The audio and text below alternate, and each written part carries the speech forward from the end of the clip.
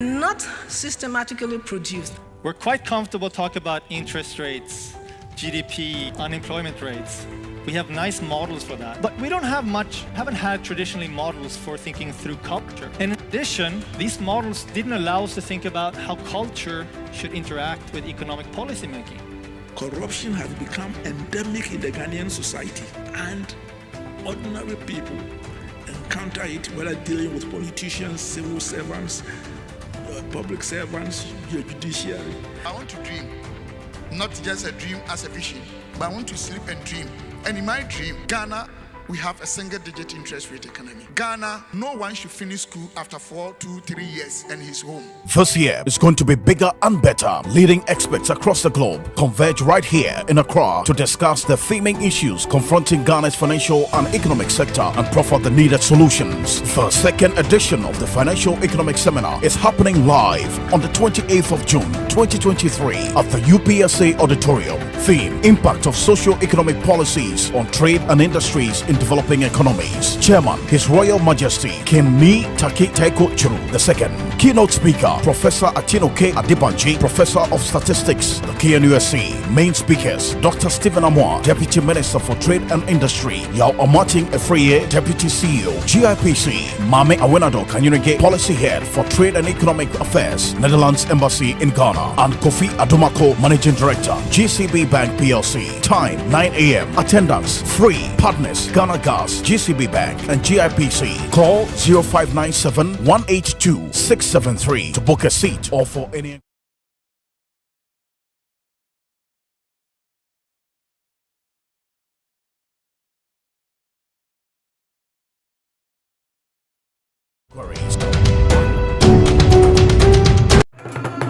Last year, it was massive. Another problem we have is that most of our estimates, especially on health and other socio-economic indicators, and that's why we have to look at the excessive taxation that is being counterproductive.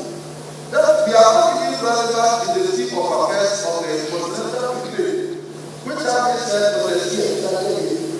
And that's our goods are not priced. If we talk about industrialization, it does not mean industrialization should be overpriced. Because you cannot overprice industrialization because you are competing with the rest of the world. If your produce is very high, quality is not low, then it might not be said that we are against, that we are to patronize goods that are overpriced and goods that are of not quality. And so, pricing have been overpricing have been a problem to the growth of businesses in the country, such as the one that have been created, and especially the new taxes that have been slapped on this cost of the IMF program, the trade or processing tax, because you want to increase productivity. How do you increase productivity when you are overtaxing your farmers, when you are overtaxing your manufacturers, when at the same time they are borrowing at over 35%, when our counterparts are borrowing at 3%. And so we are all grown to even do business outside. As traders, I have to be patriotic, but it cannot be that I have to buy something that is overpriced. And that's, I do not even have access to credit. When my notes will be planted by going out there to abroad, when they will give me surprise credit for business people, you know, when these things occur. And I think the way forward, if you're asking if they should push back, the way forward for me will be that we really have to open up the conversation to talk about these things. So an opportunity like this gives everybody, entrepreneurs, people in business, the opportunity to really say what is on their minds and how they feel about policies. And then it also gives policymakers an opportunity to also have an open line of communication with business people or the business community. I think we ought to talk more. We ought to assess the situation, the things that we do, decisions that we take, policies that are in place, and then we ought to take stock of the effects of these policies. Are we going forward? Are we moving backwards? What are the real issues here? Have we communicated these taxes well? Do we have adequate feedback? Because I think policy making is a continuum. It goes on and on and on. It's not stagnant. It's something that changes over time. So if you're asking me, I think these sort of conversations really open up and give us an opportunity to address these issues as we ought to. Right. So I know that the Deputy Minister is not part of this panel, but I may have to pull him at a point because I would like to definitely know if the conversation can still be expanded, especially where these issues are concerned, the taxes and the costs. He mentions the policy rate, but I think there have been moments when government tried to reduce the policy rate, but at the time, the conditions in the economy get so difficult that reducing it is detrimental. Is there still an open way for the conversation to be expanded and these taxes probably amended? Is that still a possibility, or are we beyond that? Socio-economic policy. There are policies that are set up by government and the strategy to use with the limited resources to get the maximum benefit out of it. And so here, when you look at our limited resources, with ever-growing population and some other factors, there's a need for policies to address this issue as and when they grow, because population is not static. But then the policy comes from the government. It doesn't come from the private sector. So the government will have to find out the key policies that will address some of the socio-economic problems that we have. In coming out with some of these policies, I think to mention a few, like education policy, environmental policy, investment policy, etc., to address about 3 of them to show its impact on the private sector.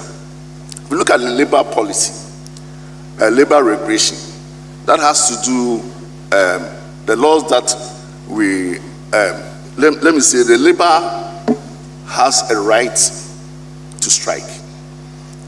And is supposed to produce with the employers to make sure that they get the maximum output.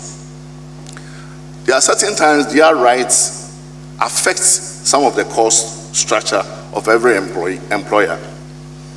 Probably agitation for higher wages. Probably asking for some incentives that will have effects on the employer. And so if these policies are not well addressed, it can either have positive or negative, because then in addressing for that, you realize that the cost of production can go high and the profits that the employer should have gotten will go low, will not be maximized. And so every policy has something to do with it. Now you also look at the environment, the environmental policy that addresses like pollution, etc. And these policies are supposed to make sure that we adhere to some policies that would not jeopardize the environment.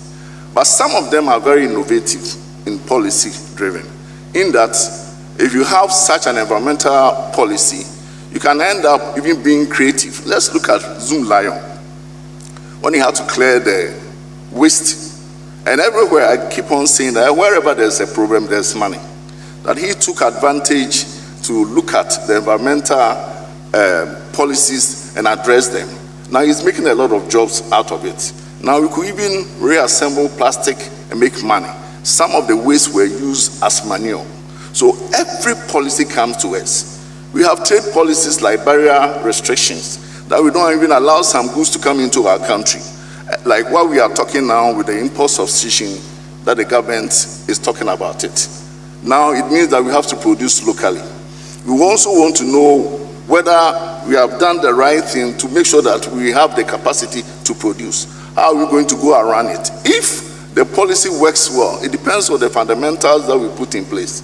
If it doesn't work well, we'll still need to re-engineer it and move forward. So there is no policy that does not affect trade and other businesses. So yes, it affects it. But what are we seeing when we come to Ghana? We see something very different. Has the country built enough giants to hold the private sector? And the minister said some of the taxes must pay. Yes. I think that for every nation to thrive, you must pay a tax. Are we seeing the benefit in our country that all the taxes that we are paying are well utilized? Or the taxes, the revenue that we get are not used for the benefit of the individual? Because we're told that all these policies that we are discussing is about the individual. Do we have any policy that address clothing, shelter, etc., that the ordinary person would do well? Because as long as he's doing well and he can save out of the little resources that he has, he will patronize in goods and services. So certainly production will increase and then the economy will grow. But we see something different as a nation, and we need to step back and look at the way we do our things. There are even something like investment policy that the government will put in place to attract foreign direct investment. Now, when they come in with their capital, how do they repatriate the profit back to the place? Is it that the main season when they all move in and then you see the other currencies moving up because there's a high demand for it? The private sector and the key sector of the economy, what are the Ghanaians that we have put in place, the giants that we have built? There are few people in the US, Bloomberg and all other people, who can take control of the country when there are crises. In the key sectors of the economy, the oil and other sectors of the economy, where do we have the Ghanaians? These are policies that must be put in place to be able to address them in such a way that when there's a fallback, we can fall on Ghanaians to that. So there's no policy that does not affect the private sector and the individual. Thank you, Mr. Clement. Actually, one of my concerns when things are not going well. We don't really have them. Let me tell you, I'm a private sector man. The minister even said it. And most of the businesses that ADA gets are from the same government that they lobby and get their businesses out of it. A very few individuals are doing business that are very productive to bring the economy to the level that we are all looking for, very appreciative level. And so we need to identify people and grow them. There are elsewhere in other countries like South Africa, they could give a lot of money to a few people, probably from the university, and train them. Now we have the people coming out every year from the university, those who read economics or other courses. Do we have the data at the Ministry of Education to identify the people who are coming out and plan towards their coming? Those that the government doesn't have the job, it's the private sector that creates jobs. What are we doing in collaboration with the private sector to make sure that the people that are coming out will not come out and be moving around and come and depend back on their parents, or probably find a way of traveling outside the country? We need to look at all this. Which is happening a lot now. Yes, which is also, it's very important that we look at it. We do not have the giants. When we had COVID, that was the time we saw that the country was very porous because we could not fall back on anything. It's a country that, because we don't have enough revenue, we have to depend on people to finance our budget. How do you live in a country you have a budget and somebody will have to finance it? In our home that we live in, you put a budget down and then you call your brother to come and give you chop money for your wife. The budget must be made in such a way that we cut out all excesses and make sure that whatever we have is the revenue that we are going to get and what we can spend. That is, in economics, we have a scale of preference. Let's give preferential treatment to some of our needs. And so, but I'm learning by saying that if you have the good sectors of the economy putting Ghanaians in and not foreigners, they are ever ready to come back and plow back their profits and create more jobs, industrialize for us to have a better economy. So I like your analogy of making the budget for your home and then calling your brother or someone else to come in and finance that, because it puts it in better perspective.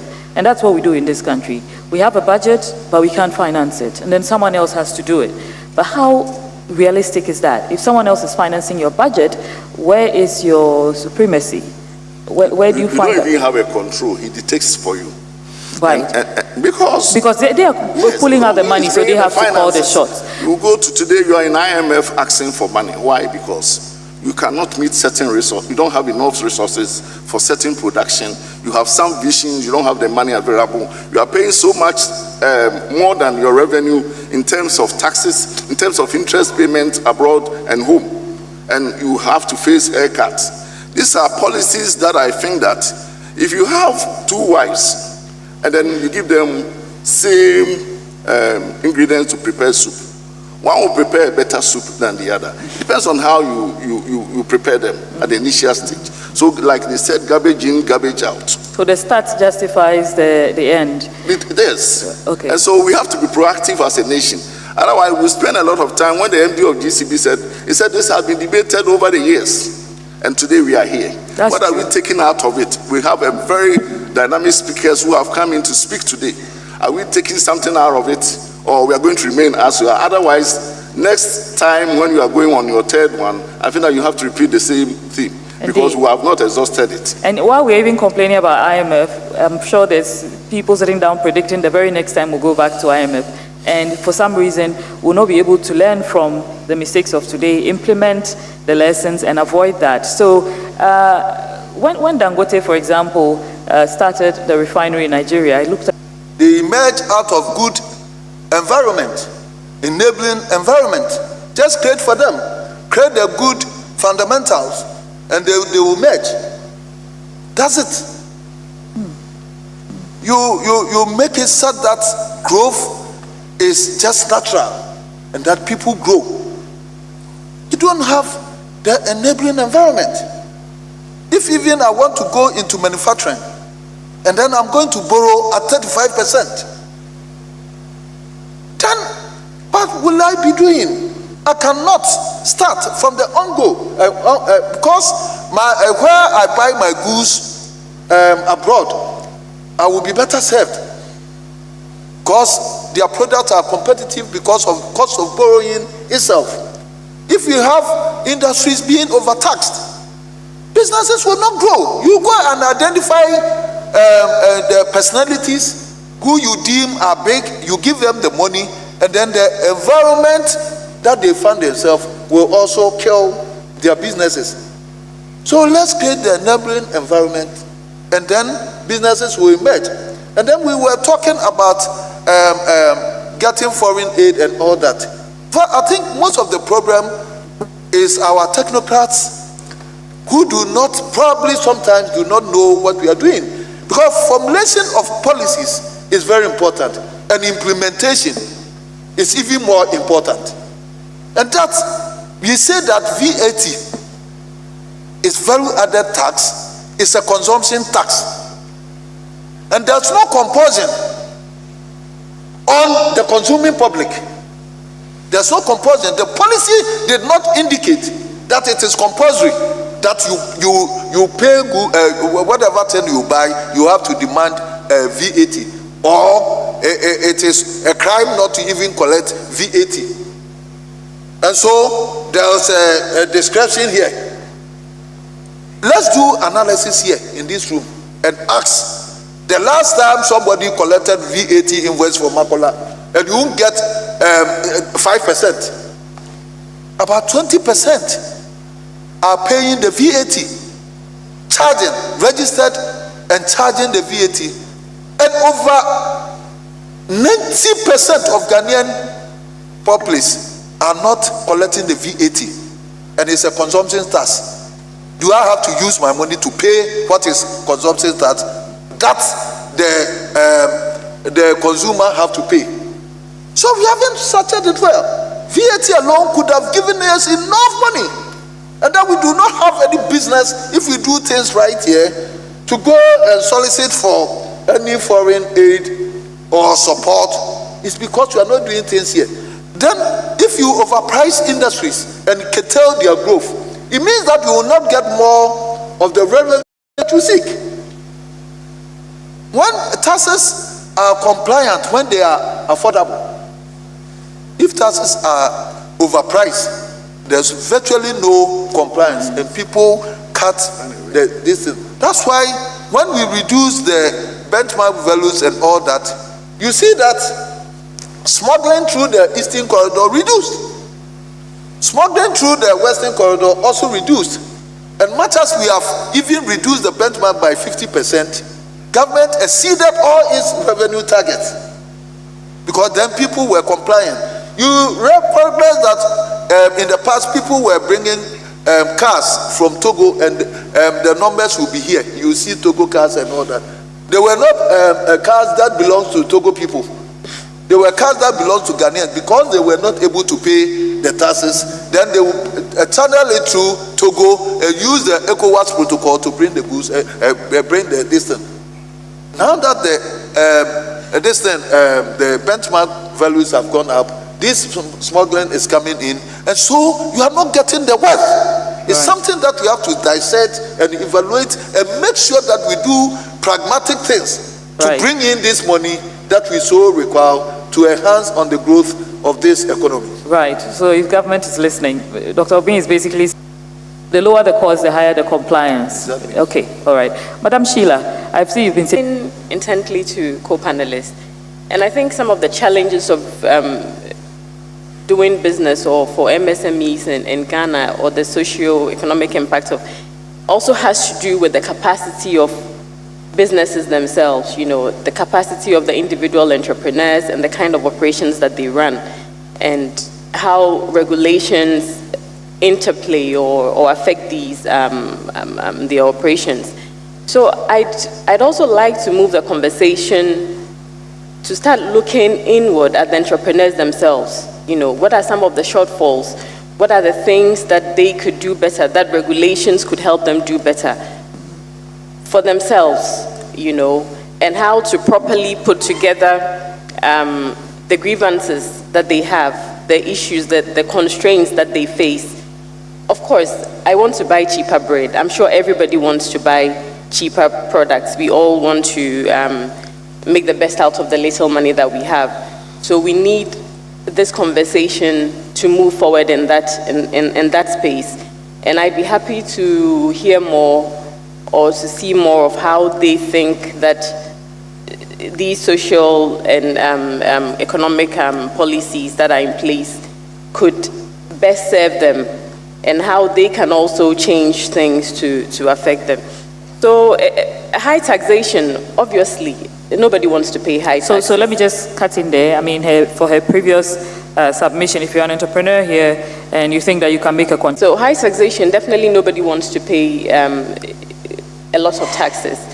And the issue too here will be widening the tax net so that many more people pay taxes, and then the few people do not feel so burdened by it, because it looks like a few of the entrepreneurs are paying for, that's what it appears to be, paying for everybody else. So it has to be widened.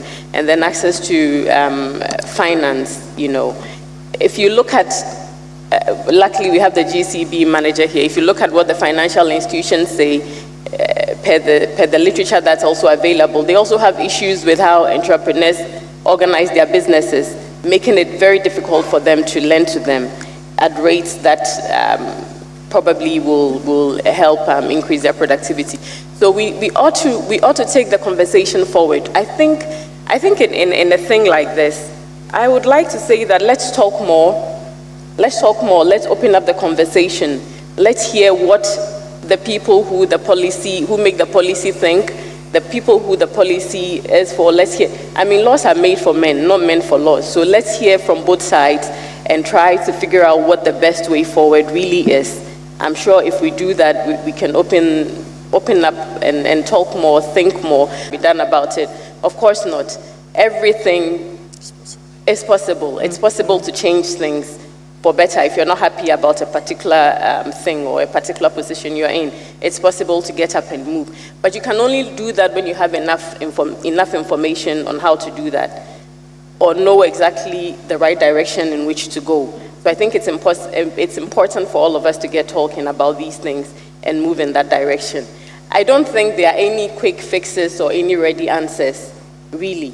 It's something that you have to do collaboratively. You have to identify what the possible solutions could be based on the current problems that we are facing. Thank you so much, Sheila. It's quite controversial. Yeah. Those who are actually asking for tax reduction, to me, they are right. But it's true. But we always forget about the unsystematic risk factors, the company-specific risk businesses in this country that can boast of even preparing their budget before they enter the year? How many of them have also hired to?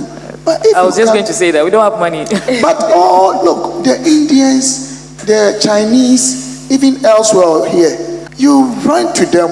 It's when they need loans, they need grants, that they even find somebody to prepare simple bookkeeping, and they also understand that businesses cannot be run out of entrepreneurial instincts and out of ad hoc decisions. So we have all manner of people there.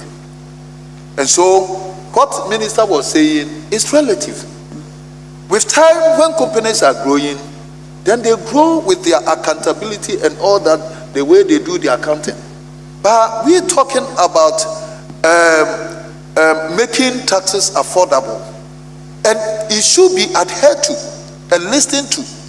Because we keep on referring the neighboring countries that tax to GDP is higher in those areas than Ghana. Why is it so? In Ghana here, the cost items, when you are clearing goods, cumulates to it's about 20 different cost items, which cumulates to between 55% to 65%. If your import value is $100,000 and you are bringing something like tin tomatoes and all that, it means that your taxes will accumulate to 65%. At $100,000, it means that you are going to pay a whooping tax or duty of $65,000. Not even an angel will comply to this, because it's about the highest in the whole of the world. So it induces corruption, right, and underhand dealing. And so, if you... Yes, Dr. Obey, if you can wrap up for me in 30 seconds. Okay, so basically, I'm saying about the compliance level is very high. Yeah. Because if you talk about VAT, ours compounds to about 22%, and we cannot compare to any of the sub-region and all that. If these taxes are high, they are achieving tax to GDP higher than us, because their taxes are fewer and affordable, and the compliance is so high for them to achieve that. So let's also replicate that. Thank you. Thank you, Dr. Obey. Let me come to entrepreneurs for businesses. Yeah, if I can get that in 1 minute, that would be nice. Yes, I really think that there should be some collaboration. There are sometimes the difficulty that we find out that we make input to most of the budgets, but because of the individual political manifesto, they will not take them. Once they are supposed to benefit from, they have a manifesto to, apply, they will not listen to us as a private sector. I believe that there are some key areas that both parties, if you have even 3 parties, that it should be national in character. That whoever comes must go with it. Education, borrowing, like the central bank, they used to borrow 5% of their previous revenue. And those times realized that they were not crowding out the private sector. You can go in and borrow at a very good rate. There were certain times in one of the regime of the previous president that even banks had to write to people to come for loan. Okay. And that is why I'm saying that some of these things need to be curtailed and projects abandoned and all those things. I think that the private sector must move alongside. And elsewhere in other countries, it is the private sector that leads. There are work that are for private sector. There are work that are for the government. Thank you. They should support the private sector in their area, and then also going with the policy direction that will support us. Thank you so much. So a specific direction where all governments stick to. I think that's what we are advocating for. I'll just take Sheila's line. Get somebody to buy into your idea. I think you should understand where they're coming from. So without being political, regardless of what regime is in power and whatever manifesto they may have, there's a reason behind the decisions they've taken. So if you want to inform their reasons, or if you want them to also collaborate with them, it's not the case where they're going to meet you 100% of the way. So you should start from the point of understanding at least a portion or where they're coming from in order for there to be some kind of a meeting, and this goes both ways. It goes to the policymakers and for those of us for who policy is made. You know, it shouldn't be made for us. We should all make it together. And if it's not working, we should all figure out how we can make it work for all of us. Thank you so much. Sheila. Uncertain because they are not systematically produced. We're quite comfortable talking about interest rates, GDP, unemployment rates. We have nice models for that. But we haven't had traditionally models for thinking through culture. In addition, these models didn't allow us to think about how culture should interact with economic policy making. Corruption has become endemic in the Ghanaian society, and ordinary people encounter it, whether dealing with politicians, civil servants, public servants, your judiciary. I want to dream, not just a dream as a vision, but I want to sleep and dream. And in my dream, Ghana, we have a single-digit interest rate economy. Ghana, no one should finish school after 4, 2, 3 years and he's home. This year is going to be bigger and better. Leading experts across the globe converge right here in Accra to discuss the theming issues confronting Ghana's financial and economic sector and proffer the needed solutions. The second edition of the Financial Economic Seminar is happening live on the 28th of June 2023 at the UPSA auditorium. Theme: Impact of Socio-Economic Policies on Trade and Industries in Developing Economies. Chairman, His Royal Majesty King Mi Taki Taiko Churu II. Keynote Speaker, Professor Atino K. Adibanji, Professor of Statistics, the KNUSC. Main speakers, Dr. Stephen Amoah, Deputy Minister for Trade and Industry, Yao Amating Efriye, Deputy CEO, GIPC, Mame Awenado Kanyunige, Policy Head for Trade and Economic Affairs, Netherlands Embassy in Ghana, and Kofi Adomako, Managing Director, GCB Bank PLC. Time 9 a.m. Attendance free. Partners, Ghana Gas, GCB Bank, and GIPC. Call 0597 182 673 to book us.